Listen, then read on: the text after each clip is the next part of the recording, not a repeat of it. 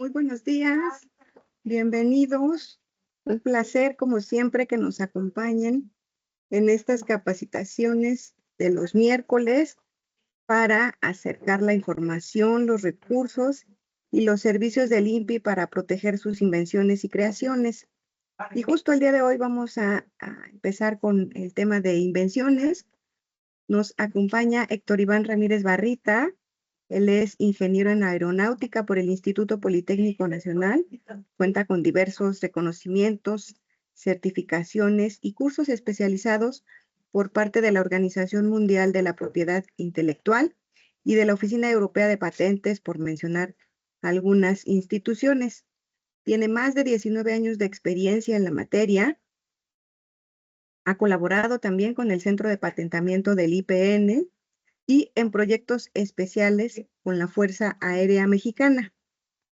Actualmente colabora aquí en la Dirección Divisional de Promoción en el Centro de Información Tecnológica, donde realiza investigaciones del estado de la técnica en el área mecánica, eléctrica y electrónica, así como vigilancias tecnológicas. Estimado Héctor, bienvenido, muchísimas gracias. Pues bueno, antes que nada, muchas gracias por estar aquí en la plática del día de hoy. El tema de hoy es Creas o Inventas, nosotros te mostramos el camino a la protección. Y bueno, esta es una plática de invenciones y registros. Vamos a dar unos ejemplos muy particulares que rara vez se ven en el ámbito de estas pláticas. Es importante que presten atención al ejemplo que vamos a dar. Y por otro lado, también agradecerles a todos los que se han conectado desde diferentes partes de la República Mexicana. Y bueno, pues sin más preámbulo, eh, vamos a dar continuación a la plática y vamos a mostrar lo que va a haber el día de hoy. Bueno, pues esta plática va a tener en el contenido una parte introductoria. Posteriormente vamos a ver cuáles son las principales figuras jurídicas y posteriormente vamos a ver cuáles son los requisitos de estas figuras jurídicas con las que cuáles podemos proteger nuestras invenciones, y también vamos a ver al final una parte de las excepciones, porque bueno, no todo se vale, ¿no? Siempre hay ciertas restricciones que vamos a ver aquí. Bueno, vamos a empezar con una pequeña introducción. Eh, Antes que nada, hay que recordar que el Instituto Mexicano de la Propiedad Industrial tiene entre sus facultades el otorgar invenciones y registros de diferentes figuras jurídicas. En este sentido, el INPI es quien les puede dar una patente, un modelo de utilidad, un diseño industrial, etcétera, ¿no? Porque no todo es patente, no todo es este modelo de utilidad. Hay todo un portafolio de intangibles, los cuales nosotros podemos ocupar para registrar diferentes aspectos o algún aspecto particular de las creaciones que ustedes traigan. Ahora bien, a modo de introducción también es importante que la OMPI, que es la Organización Mundial de la Propiedad Intelectual, es un organismo de la ONU conformado por 193 Estados miembros que aprueban la orientación estratégica y las actividades de la organización, entre los cuales está incluido México, a través de instituciones como el INPI y como INDAUTOR. Ahora bien, mucha atención para aquellos que están al pendiente de lo que hace la OMPI, y yo se los comento de una vez para que se preparen, porque para este 2025, el Día Mundial, el tema va a ser la propiedad intelectual y la música. Entonces, mucha atención aquí, aquellos que estén al tanto de lo que va haciendo la OMPI, y porque sobre esto va a venir el año, ¿no? Entonces, yo se los pongo aquí de una vez en la lámina para que estén al pendiente. Y dado que este es el tema, acorde a lo que nos está estableciendo la OMPI, la presentación de hoy vamos a poner algunos ejemplos acordes a la agenda de la OMPI. Ahora bien, como decíamos, a modo de introductorio les voy a mostrar algunos inventos que se han hecho, y sobre todo aportado por nuestro país, ¿no? Eh, en el campo de la música, nuestro país ha sido abundante, ha hecho muchas creaciones, y no por ello podemos de mencionar nuestros orígenes. Precisamente el teponazli, que fue una de las primeras creaciones musicales, de nuestros antepasados. Era un tambor que se percutía y además era una especie de caja acústica, ¿no? Pero este es uno de los instrumentos más representativos que teníamos en la época prehispánica, ¿no? Este que se percutía y tenía un pequeño agujero por el cual salían sonidos, y esa caja de resonancia los permitía a nuestros antepasados establecer diferentes danzas, danzas que usaban para la guerra, para la agricultura, para diferentes acontecimientos. Y este es tan solo un ejemplo de los muchos instrumentos que se tenían en la época prehispánica. Pero no es el único. Eh, También en México se han hecho otro tipo de creaciones relacionadas con la música. Avanzando un poquito más en el tiempo, eh, tarda un poquito en cargar. eh, Tenemos también en la época, eh, en la época de la independencia y la época revolucionaria, un invento que se conoce como la guitarra séptima mexicana, o la séptima, como se decía en aquella época. Las primeras referencias que encontramos sobre este invento, pues son muy vagas, pero de las primeras son la que tenemos de Juan Antonio de Vargas y Guzmán, en donde él saca un pequeño manual que se llama Explicación para tocar la guitarra de punteada por música o cifra y reglas útiles para acompañar con ella la parte del bajo, ¿no? Y se refería precisamente a la guitarra séptima mexicana. Y este pequeño tratado es de 1776, ¿no?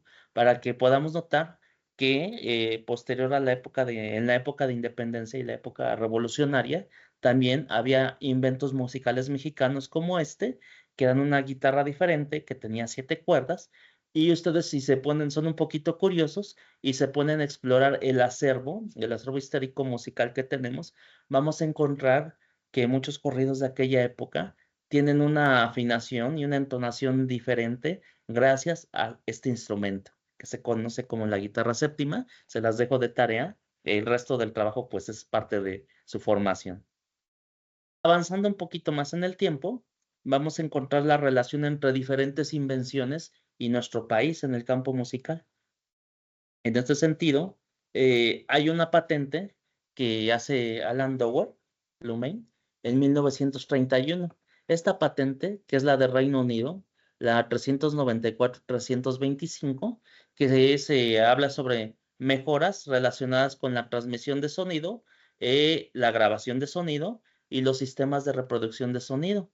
¿Y qué es esto? Bueno, él hizo algo revolucionario para su tiempo, porque en la época que se hacían las grabaciones de sonido, en los años 30, todo el sonido era de carácter monofónico. Y precisamente esta patente, lo que él propone es lo que no grabáramos, no vamos a grabar en un micrófono. Él dijo, se va a grabar en 2 micrófonos. Un micrófono, otro micrófono, y posteriormente estos los vamos a mezclar para sacar señales separadas. Y precisamente esta patente es la que dio origen a la invención del sonido estereofónico. Bueno, ¿y esto qué tiene que ver con la música de nuestro país, no? Quizás digamos. Bueno, pues precisamente el sonido estereofónico fue muy ampliamente explorado por Juan García Esquivel, quien experimentó con sonido real en sus grabaciones. Si ustedes escuchan algunas de sus creaciones, es un artista que a lo mejor no es tan conocido aquí, pero como el Profeta, ¿no? Que no es tan reconocido en su tierra, pero sin embargo a nivel internacional sentó un antecedente para crear la música de la era espacial, ¿no? La era espacial pop, o como lo llaman en inglés, el Space Age, ¿no? Ustedes escuchen grabaciones de él y van a notar lo que es un sonido estéreo real. No es un sonido producido por alguna máquina, por alguna computadora. Estos experimentos consistían en que él ponía de un lado, en un estudio aislado, ponía una parte de la orquesta, y en otro estudio aislado ponía otra parte de la orquesta. Y él, mediante un circuito de televisión cerrado, dirigía ambas orquestas y se grababan por canales separados, lo cual da como resultado que la grabación nos da un efecto binaural. Experimentó con estos efectos y pareciera que la música se está moviendo de un lado a otro de los audífonos. No se van a dar cuenta de estos efectos si no escuchan los álbumes de este compositor, con audífonos, ¿no? Además que era un ingeniero en electrónica, ¿no? Entonces hizo mucha innovación aprovechando este tipo de patentes. Otro ejemplo que tenemos también es el de Julián Carrillo. Justo el día de ayer fue su aniversario de Julián Carrillo, pero ¿cuál es el aporte de este músico mexicano? Pues él tiene varias, pero yo aquí nada más les muestro una de las patentes, la MX 17273, que es un invento referente a un teclado cromático. ¿Qué quiere decir esto? Bueno, el aporte de Julián Carrillo, eh, él siempre sostuvo que entre las notas debería haber otra nota adicional, ¿no? No podrían ser notas enteras. Él decía que entre un do y un do sostenido, seguramente debían existir más notas. Y en efecto, con la ayuda de un científico, logra demostrar que había estas pequeñas notas a las que llamó microtonalidades. Y este sistema que él aporta, en la teoría y lo comprueba científicamente, le conoce como sonido 13. Entonces, justo ayer que fue el aniversario, yo les recomiendo que busquen la obra de Julián Carrillo en internet, van a encontrar mucho y van a encontrar lo que se conoce como microtonalidades. Son notas en medio de las notas, ¿no? Y sin embargo, él dio esta aportación, lo cual le llevó a que patentara no solo inventos referentes a teclados, él también inventó otro tipo de instrumentos como arpas, vibráfonos, todos basados en las microtonalidades que daba la teoría hecha por él, llamada sonido 13. También cabe resaltar que las microtonalidades no es que sean algo nuevo en el mundo, ya en otras culturas existen las microtonalidades, pero él en especial aquí en la parte occidental, él no solo lo demostró prácticamente, sino también científicamente con ayuda de sus colaboradores. Y además patentó todos estos inventos que tenemos aquí, como este que les estamos mostrando aquí, que es de 1918, esta invención. Entonces podemos ver que hay una enorme riqueza en este campo, ¿no?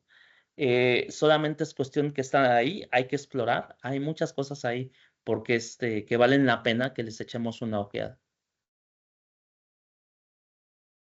Pues bueno, esto fue solamente a modo de introducción, darles estos ejemplos. Y bueno, ahora sí vamos al aspecto que nos compete, que también va a estar basado, vamos a poner ejemplos y algunos casos prácticos, un caso práctico, y vamos a ver el tema de nuestra plática, que son las invenciones. ¿Cuáles son las principales figuras jurídicas que establece la ley?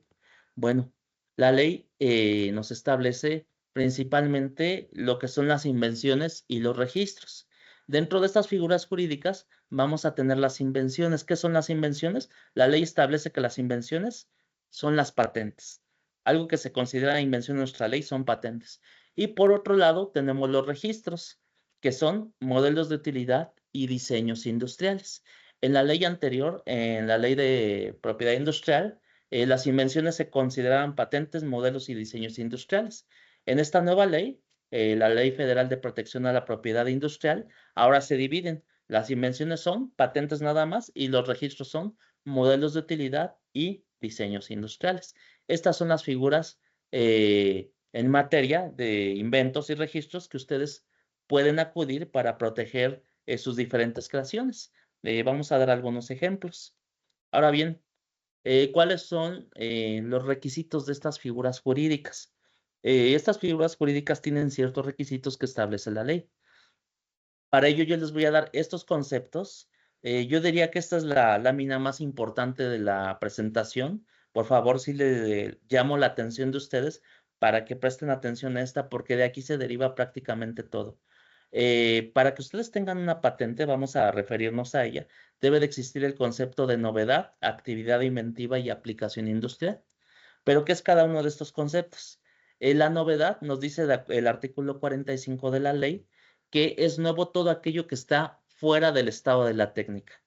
Ahorita definimos qué es estado de la técnica, pero de entrada cuando ustedes escuchen que algo es nuevo en materia de patentes o de registros, estamos hablando que es algo que no está en el estado de la técnica. Eso es nuevo.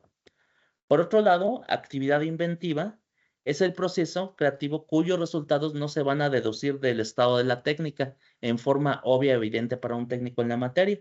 En otras palabras, que no es evidente para un técnico O otra forma de evaluarlo es decir, es hacernos la pregunta, ¿qué tan fácil es que me copie este invento un técnico con solo verlo o tenerlo en su taller? Si la respuesta es muy fácil, con solo verlo o tenerlo un rato en el taller me lo pueden copiar, entonces decimos que probablemente no hay actividad inventiva. Pero si por otro lado, la respuesta es aunque lo vea, aunque lo tenga en su taller, no es fácil que me lo copie, entonces decimos que sí, probablemente hay actividad inventiva. Y finalmente, el concepto de aplicación industrial, la invención debe de poder ocuparse en cualquier rama de la economía, o en otras palabras, debe de servir para algo nuestra invención. No vamos a inventar algo, pues solamente para que esté ahí bonito, ¿no? No tiene que servir para algo la invención. Entonces, estos conceptos son muy importantes, por favor, ténganlos presentes. Esto es lo más importante de la presentación, para que después vean que estos conceptos se aplican a las diferentes figuras jurídicas, como lo vamos a ir viendo. Bueno, dijimos que, que es novedad, actividad inventiva y aplicación industrial. Ahora bien, la pregunta, yo dije que es algo nuevo cuando está fuera del estado de la técnica. Pero, ¿qué es estado de la técnica? Bueno, de acuerdo a la ley, estado de la técnica es el conjunto de esos conocimientos técnicos que se han hecho accesibles al público por descripción oral o escrita, o en cualquier medio, en el extranjero.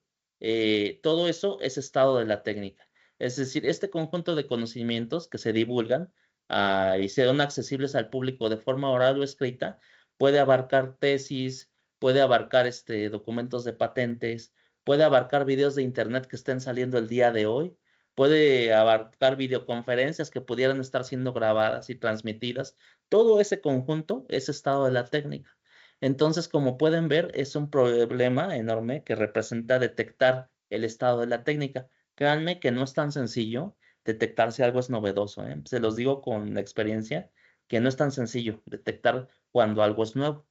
Sin embargo, si ustedes les cuesta trabajo detectar que algo sea nuevo, precisamente el INPI tiene un servicio que se llama búsqueda del estado de la técnica y nos permite conocer los antecedentes de la invención.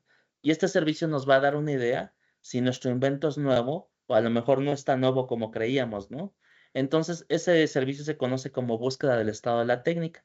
Si ustedes quieren saber cómo se pide, cuánto tiempo tarda, que de esto va a venir las siguientes pláticas, yo aquí nada más les voy a dejar una guía de usuario. El enlace que viene en la presentación, cuando ustedes hagan clic, van a poder descargarlo y ver toda la información referente a este tema. Yo aquí se los dejo, no voy a entrar más en el tema porque esto es materia de otra plática que va a venir más adelante. Pues bien, repasando, recuerden, los conceptos son novedad, actividad inventiva, aplicación industrial. Ahora bien, ya que vimos los conceptos, vamos a ver cuáles son estos conceptos, cómo se aplican a las diferentes figuras jurídicas. Los requisitos para una patente, como ya hemos mencionado, debe de cubrir los requisitos de novedad, actividad inventiva y aplicación industrial. Si ustedes tienen estos tres requisitos, tienen una patente. Podemos tener patentes de productos, como pudiera ser, por ejemplo, una patente de un vaso térmico, un vaso térmico que mantiene una bebida caliente por muchas horas.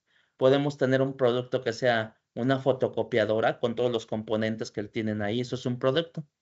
Pero también podemos tener patentes de procesos, a final de cuentas también son patentes. Un proceso, por ejemplo, para transmitir una señal, tener una generación de señal, tener una señal portadora, una moduladora, transmitirlas, mandarlas a un decodificador, a un receptor y luego un decodificador. Entonces, todo ese proceso puede ser, eh, puede ser objeto de registro si es que cumple con con estos requisitos que establece la ley.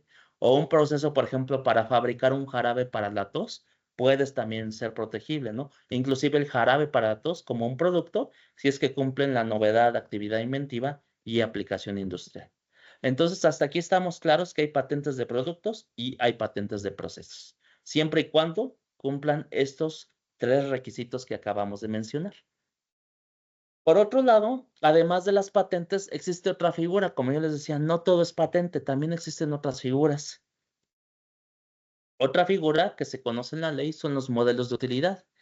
¿Y qué es un modelo de utilidad? Bueno, los modelos de utilidad, en primer lugar, deben de cumplir con 2 de los requisitos que mencionamos, el requisito de novedad y el requisito de aplicación industrial.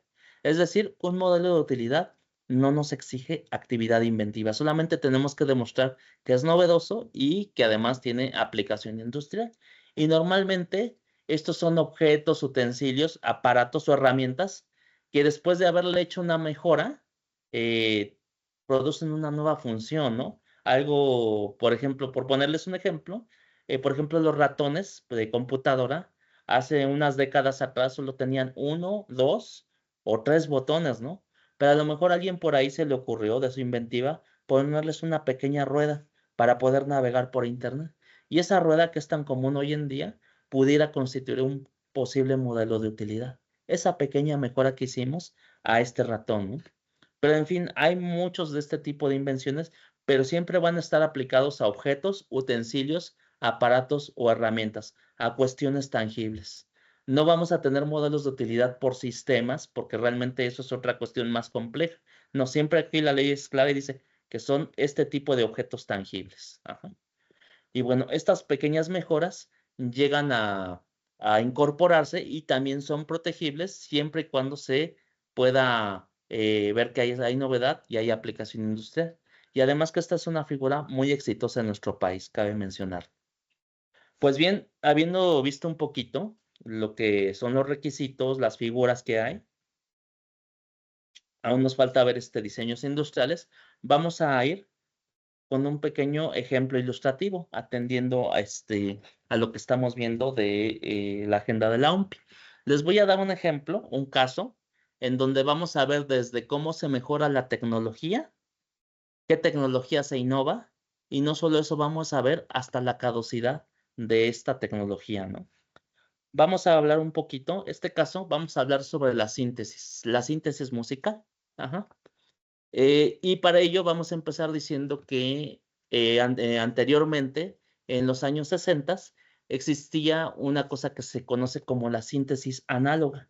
La síntesis análoga da lugar a estos instrumentos musicales que se conocen como sintetizadores, muy famosos y de carácter análogo. En los sintetizadores de carácter análogo, los sonidos musicales se sintetizan mediante osciladores principalmente controlados por voltaje, osciladores y filtros, ¿no? Y todos son de carácter análogos, es decir, el voltaje es el que modula, el que controla estos filtros y este voltaje produce sonidos, ¿no? Entonces, como podemos ver, los sintetizadores de aquella época de los años 60 son todos análogos y se controlan por perillas. Por ejemplo, hay películas de aquella época que ustedes escuchan sonidos muy raros como de naves espaciales, sonidos extraños, son dados por sintetizadores como estos que tenemos aquí. De hecho, si ustedes pueden ver, todos se controlan por perillas. Estas perillas son las que nos dan un sonido. ¿Y cómo se manejan? En muchos de los casos, la síntesis, como son máquinas electrónicas que tienen una forma compleja de operar para producir sonidos musicales, algunos tienen un sistema que se trabaja de izquierda a derecha. Aquí en el tablero de control podemos ver que tenemos estos osciladores. Estos osciladores, ¿qué nos van a controlar? Nos van a controlar la señal, nos van a controlar la señal, ya que si nosotros queremos que sea de una señal de tipo de onda cuadrada, sea diente de sierra, sea triangular, se va a controlar en esto. Los osciladores nos van a producir los sonidos esenciales del sintetizador. Y este sistema, como les dije, se trabaja de izquierda a derecha. Este es el primer tramo de control. En un sintetizador luego viene un segundo tramo, en donde estas señales que producen los osciladores se van mezclando. Es decir, tenemos tres diferentes sonidos en este caso y se mezclan para darnos un sonido más. Y finalmente, en el último tramo, le damos un pequeño toque más a estos sonidos para controlar toques finales y que el sonido se escuche con eco, con reverberación, etcétera, etcétera. Entonces, como pueden ver, es un sistema que se opera de izquierda a derecha. ¿Cuál era la desventaja de esta tecnología? Pues esta tecnología, al ser análoga, si ustedes querían un sonido particular, tenían que ajustar con precisión cada perilla de las que ven aquí. De hecho, si ustedes ven muchos videos musicales, los grupos cuando traen este tipo de sintetizadores van ajustando con precisión cada perilla. En esa época existían unas pequeñas cartas en donde si tú tenías un preset, una configuración definida del sintetizador que te daba un sonido particular, lo anotabas en tu cartita, tenías las perillas e ibas marcando con un lápiz o con una pluma ese sonido. Y en el momento en que tú lo ibas a aplicar, decías, ah, bueno, ya sigue este sonido, tengo que ajustar las perillas manualmente para que me lo den. Y a la siguiente canción tenías nuevamente que sacar otra cartita y ajustarlas manualmente, lo cual era muy complicado. Y también he de comentarles que estos sintetizadores análogos producen sonidos muy puros, que realmente son tan puros, hablando en términos de audio, que hasta la fecha se siguen usando. ¿Por qué? Porque ese sonido puro, hoy en día hay sonidos digitales que tratan de aproximarlo, pero ya para los puristas no son idénticos, siempre hay una diferencia para los oídos más exigentes, pero son sonidos que hasta la fecha se siguen usando. Sin embargo, la desventaja es que hay que ajustar manualmente o en la misma escena, el ejecutante lo va haciendo el ajuste manual. Y esto es una desventaja, ¿no? Si no estás bien familiarizado con tu instrumento, difícilmente lo vas a ajustar en tiempo real, ¿no? Entonces, esta es la tecnología que se tenía en los años 60, cuando se empiezan a sacar estos primeros sintetizadores. Ahora vamos a ver cómo va avanzando la tecnología. En el caso de la síntesis análoga, hubo una mejora y con el tiempo, después de la invención de los circuitos integrados, los microchips, esto da lugar a que se empiece a hablar de la electrónica de alta integración, que un sistema completo análogo podía caber en un pequeño microchip. Esto fue un gran avance y esto dio lugar a la síntesis por frecuencia modulada, que es una de las siguientes etapas. En la síntesis por frecuencia modulada, tenemos una patente de 1975, la US 401 812-1A, que hace John Chowin. Ajá. Era un maestro que estaba en la Universidad de Stanford y él produce esta patente que se llama método para sintetizar un sonido musical. ¿Qué pasa aquí? Los sonidos musicales ya no se sintetizan mediante osciladores controlados por voltaje análogos, no, ya no. Ahora, gracias al microchip, estos se sintetizan a través de la modular únicamente la frecuencia. Y esto lo hace un microchip. Como pueden ver, las frecuencias portadoras y moduladoras tienen que estar en el rango audible, obviamente los tenemos que escuchar, y además hay pequeños controladores que nos permiten controlar cosas como el ancho de banda a través del tiempo. Como pueden ver en la patente, estas son las frecuencias con las que se trabaja, los sonidos que se van a reproducir. Yo puedo ajustar su ancho, su altura, la duración del tiempo, y esto lo van a hacer. Le vamos a dar una entrada, una serie de parámetros a estos sonidos. Yo los voy a programar con numeritos y va a haber en el microchip, va a haber unas pequeñas partes encargadas de controlar esos parámetros de entrada. Y luego, ¿qué viene? Viene un arreglo de compuertas lógicas que nos van a hacer operaciones básicas, operaciones lógicas, para que esos parámetros nos los vayan convirtiendo en sonido. Y al final, ¿qué voy a tener? Una salida del sonido que se va a dar gracias a esos parámetros iniciales que yo le di. Y esto para su tiempo fue un enorme avance. Lo vamos a ver un poquito adelante. Esta patente explica ya más en detalle cómo trabaja el circuito digital, porque ya estamos hablando de microchips, cómo trabajan las compuertas, etcétera, etcétera, lo cual nos va a producir sonidos digitales, sonidos que nunca antes se habían escuchado. ¿Por qué? Porque ya no eran producidos por un oscilador análogo controlado por voltaje, ¿no? Estos sonidos estaban siendo producidos por un microchip. Y tanto es así que esta patente posteriormente es licenciada a una compañía muy famosa y a partir de ahí está la siguiente patente que hace otro japonés, Setsuo Nishimoto, en el 83, la US 4554857A, que es de 1983. Precisamente nos habla de un instrumento musical electrónico capaz de variar un algoritmo de operación de síntesis de tono. ¿Qué quiere decir? Usaba de la misma manera que la técnica anterior, síntesis por frecuencia modulada. Pero ahora, ¿de qué se trataba? Que ahora esa síntesis la producían pequeñas unidades operativas que realizaban una operación para generar una onda básica. Ajá. Lo nuevo aquí, en esta síntesis, es que ahora estas pequeñas unidades se podían combinar las conexiones de entrada y salida de forma libremente, como lo desea el músico o el ejecutante. Es decir, que las pequeñas unidades que nos generan tonos de música, yo puedo decidir qué entrada y qué salida se conecta una con cada una. De tal manera que yo puedo definir predefinir ciertos sets que se conocen como algoritmos, que aquí tenemos, la patente define inicialmente 31 algoritmos. Como pueden ver, ahí están las unidades pequeñitas conectadas, unas con otras, su entrada y salida, de diferente forma. Cada configuración es un algoritmo, aunque en realidad en la práctica la patente nos muestra en la figura 5 que hay 31, pero en la práctica hubo 32 algoritmos. Y ahorita les voy a explicar. Entonces, esto era una maravilla, porque yo ya no tenía que andar configurando cada perilla individualmente, controlando el voltaje con las perillas, y cada que cambiaba de canción tenía yo que establecer un diferente voltaje en cada perilla, ¿no? Aquí con solo apretar un botón, automáticamente se configuraba todo el sistema para emitir el sonido que yo deseara o que yo había configurado previamente. Si no sabía qué sonido acudir, escogía uno de los presets de los algoritmos que están aquí y con eso ya podía yo sonar quizás a un violín, a una trompeta, etcétera, etcétera.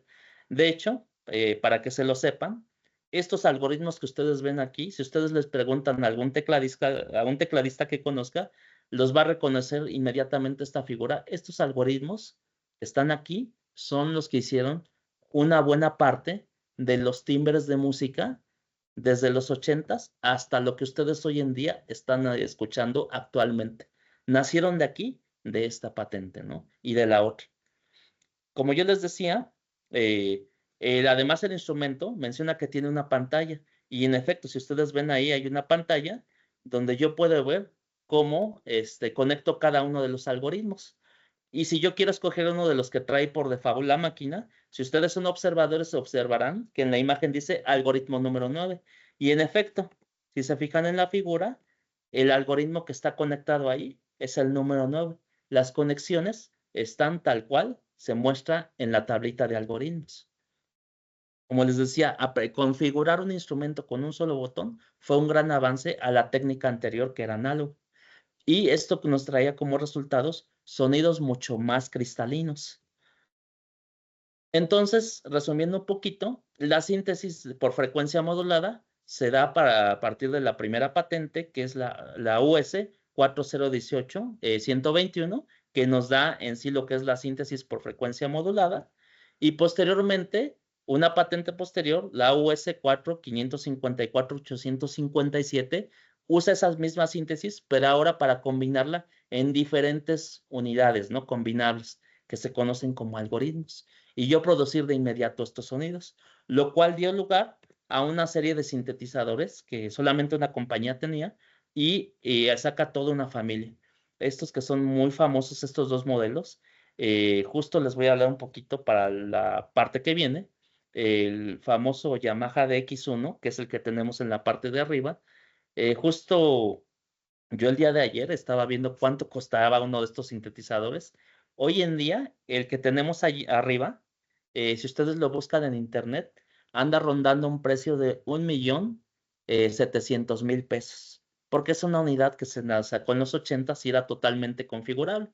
Y de hecho, si ustedes son observadores, se fijarán que el tablero de este sintetizador que está en la parte de arriba corresponde al de la patente que tenemos acá, porque tiene una pantalla para indicar los algoritmos. Y esa pantalla, como pueden ver en la imagen, es una pantalla que se alcanza a ver un poquito de lado cargado hacia la izquierda. Ahí es donde se controlan los algoritmos.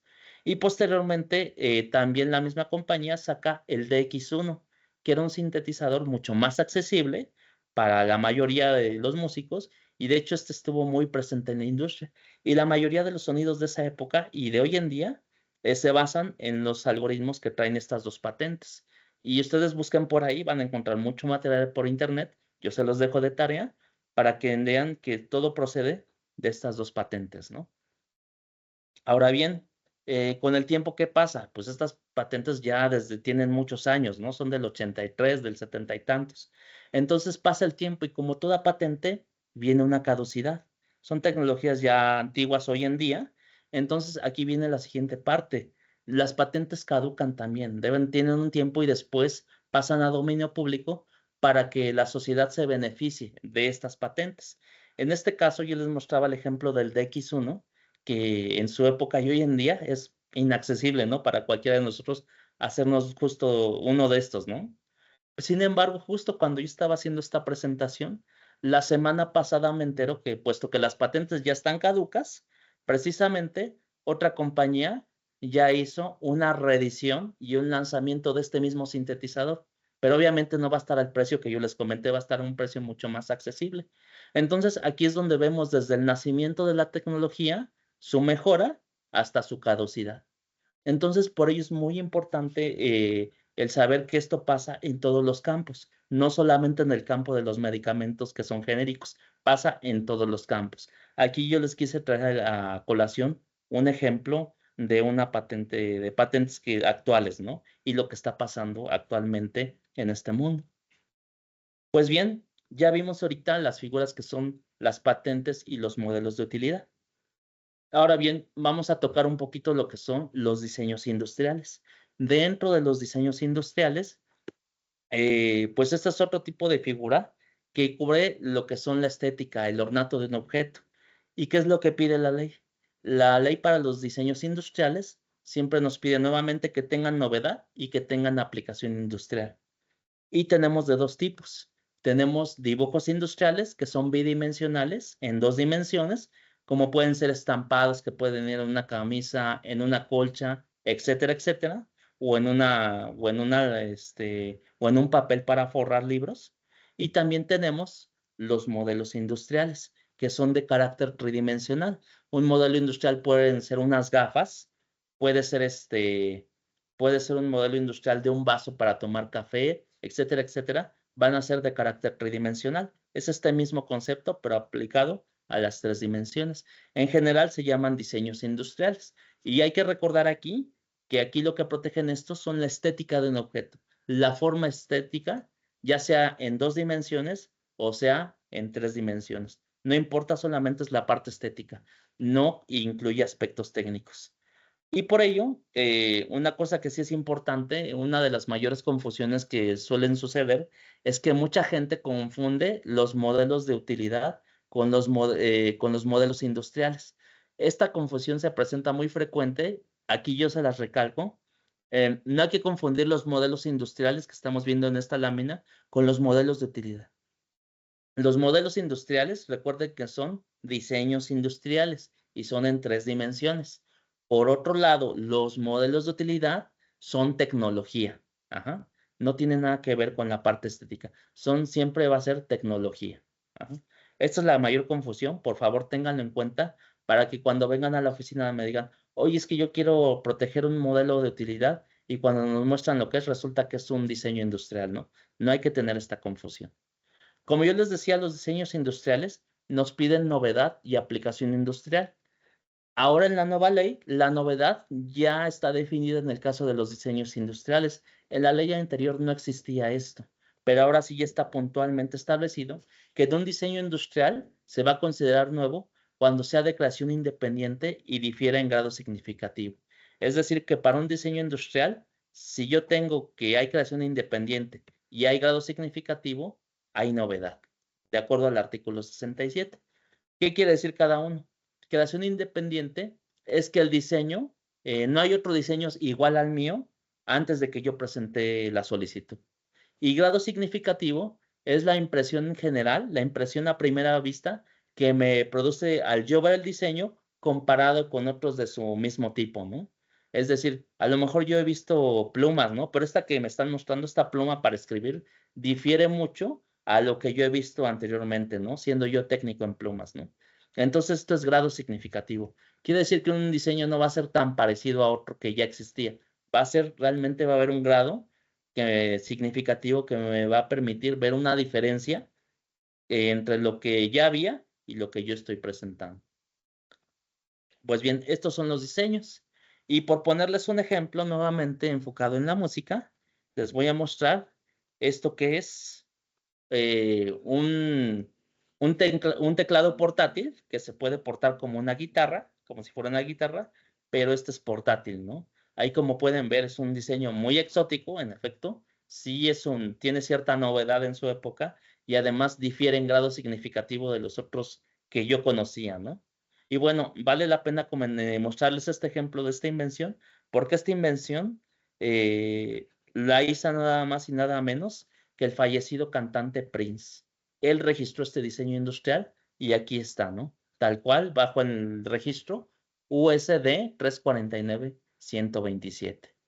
Entonces, lo cual nos deja ver que el registro de nuestras creaciones está al alcance de cualquiera de nosotros, sea que nos dediquemos a la música, sea que nos dediquemos a la tecnología, a la ciencia, siempre va a haber una figura que nos puede empatar y puede cumplir con los requisitos que nosotros traemos, ¿no? Siempre hay que buscar ese portafolio de intangibles. Bien, vamos a ver, ahora finalmente, ya estamos por terminar la presentación, vamos a ver, como yo les dije, las excepciones, lo que no se vale. Como todo juego, siempre hay una serie de reglas y la ley no las define. Dentro de las excepciones las podemos categorizar en prohibiciones, no invenciones y no patentables. Dentro de las prohibiciones, de acuerdo al artículo 12, todo lo que sea contrario al orden público o contravenga cualquier disposición legal está prohibido, ¿no? Si voy a hacer un método químico para destruir la capa de ozono, sí, y que a lo mejor sí tiene novedad, actividad inventiva y aplicación industrial, pero sin embargo pudiera ir contra el orden público y motivo para entrar dentro de las prohibiciones.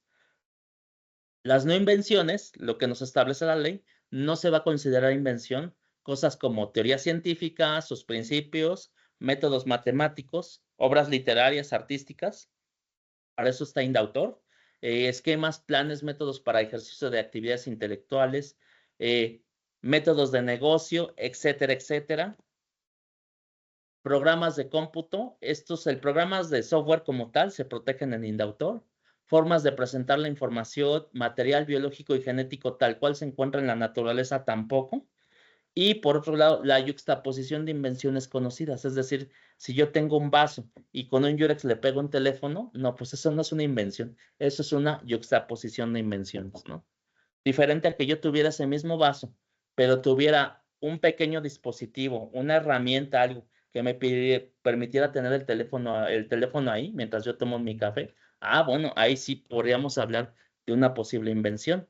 Por eso el párrafo menciona, salvo que se trate de su combinación o fusión, que no pueda funcionar separadamente de las cualidades y funciones características de las mismas, sean modificadas para obtener un resultado inesperado, ¿no? No obvio para un técnico, entonces ahí sí podemos hablar de que una yuxtaposición ya no es tanto eso. Pudiéramos hablar de una posible invención o registro. Y las no invenciones, dentro de las no patentables, perdón, invenciones que sean contrarias al orden al público, como pueden ser procedimientos de clonación de seres humanos, modificación de la identidad genética animal, cuando esto se implica en la posibilidad de desarrollar un ser humano, tampoco está prohibido. Utilizaciones de embriones humanos o modificación de identidad genética, si esto causándole sufrimiento innecesario, sin utilidad médica o veterinaria, tampoco. Variedades vegetales, como también procedimientos esencialmente biológicos, tampoco porque están en la naturaleza. Métodos de tratamiento quirúrgico o terapéutico, tampoco, así como el cuerpo humano y los diferentes órganos, ¿no?, que lo componen. Pues bueno, esas son las excepciones. Están ahí para que sepan que no todo se puede proteger. Por eso hay ciertas excepciones que debemos de evitar, porque de hecho cuando nosotros metemos una solicitud al INPI, si cae dentro de estas excepciones, en automático la solicitud va para afuera, es rechazada por estar en estos supuestos. Pues bien, hemos llegado al final de la presentación. Hay mucho más material, yo quisiera mostrarles más, pero realmente no tenemos el tiempo. Mi única invitación es que ahí están los temas, se los dejo ahí la presentación para que ustedes puedan investigar y ver cuántas cosas hay en esta materia. Yo simplemente les voy a dejar aquí unos enlaces Si tienen una invención y quieren saber si es nueva, ahí les dejo los enlaces. Si quieren saber lo de patentes y modelo, también les voy a dejar otro pequeño enlace y otro para los diseños industriales. Hay muchas cosas que yo sé que son interesantes aquí en esta materia, sin embargo, pues el tiempo también es un tirano y siempre es muy valioso, y respetando el tiempo de ustedes. Por ello, yo les doy gracias por su atención. Gracias, Iván. Un gusto, como siempre, que nos acompañes y compartas un poquito de tu conocimiento y tu amplia experiencia. Síganos en las redes sociales y estén al pendiente de las próximas capacitaciones y cursos organizados por el INPI. Que tengan todos una excelente tarde. Gracias.